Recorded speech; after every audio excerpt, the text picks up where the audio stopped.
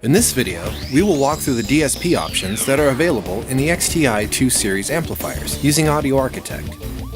If this is the first time you've used your amplifier with Audio Architect, then it is recommended that you review System Technology Bulletin number 0002 available at the link below, or you can watch the video available here.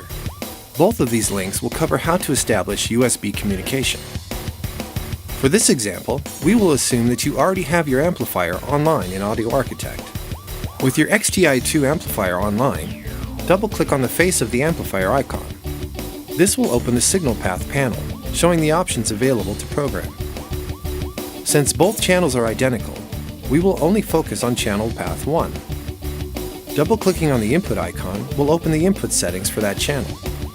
You'll see 3 input modes: stereo, sum, channel 1 plus channel 2, and input Y. Stereo gives you 2 independent channels. Sum channels 1 and 2 will take a stereo input signal and sum it together.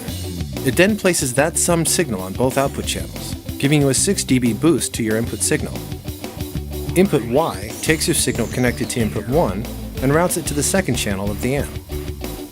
This Y feature takes place in the DSP, so the channel 1 knob controls both amplifier outputs. Keep in mind that all of these options are also available via the front panel of the amplifier. You will have pink noise available here as well. The next option is the output mode, which allows you to change the amp to bridged mono if needed. This is also available via the front panel. The sub-harmonic synth section is next. The original XTi amplifier's sub-harmonic synth had an on or off option only. The XTi-2 allows you to fine-tune in order to best suit your application. This feature is only available in the software. Next, we'll look at the first of 2 EQ options. This particular option allows changes to the input EQ settings. This is where you'll make EQ changes to the incoming full-range signal, pre-high pass and low-pass filter. You can also enable low and high shell filters here if needed. There are 6 parameter EQ filters available between 20 Hz and 20 kHz.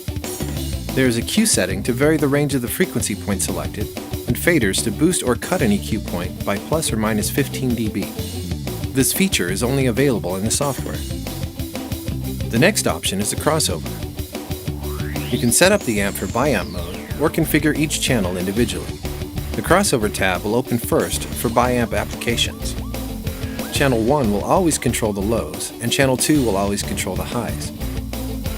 Clicking on the Independent tab will allow you to configure each channel individually. Each channel has high-pass and low-pass filter types, with a variety of roll-off options between 20 Hz and 20 kHz. The Enable buttons turn them on and off. The Bandpass gain fader will allow you to boost or cut by plus or minus 15 dB. You can invert the polarity of each channel if needed. Anything in blue corresponds to Channel 1, and anything in red corresponds to Channel 2. Any options in the Independent tab can only be configured with the software.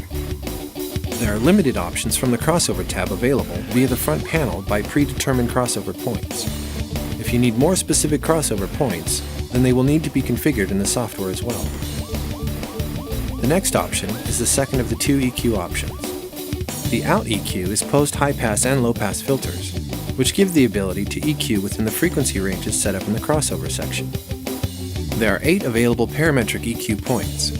There's a Q option to span a range of frequencies, or notch out frequencies, and faders to boost or cut each EQ point by plus or minus 15 dB. This is only available in the software. The delay settings allow you to set a delay time for each channel independently. This can be set by seconds, feet, or meters, with the max amount being 0.050 seconds, 56.375 feet, or 17.183 meters. Delay is available via the front panel, but can only be adjusted in seconds. The last option in the signal path panel is the limiter, which now allows the user more limiting control when using an XTi-2. Limiting can be based on dBFS or by volts. There's a variable slider to set your threshold along with the adjustments for attack and release. Each channel can be set independently based on the application. This feature can also be set via the front panel of the amplifier. To store your settings, click on the Store button. Name the configuration and choose a preset location. If you have any questions regarding DSP configuration, please visit www.crownaudio.com.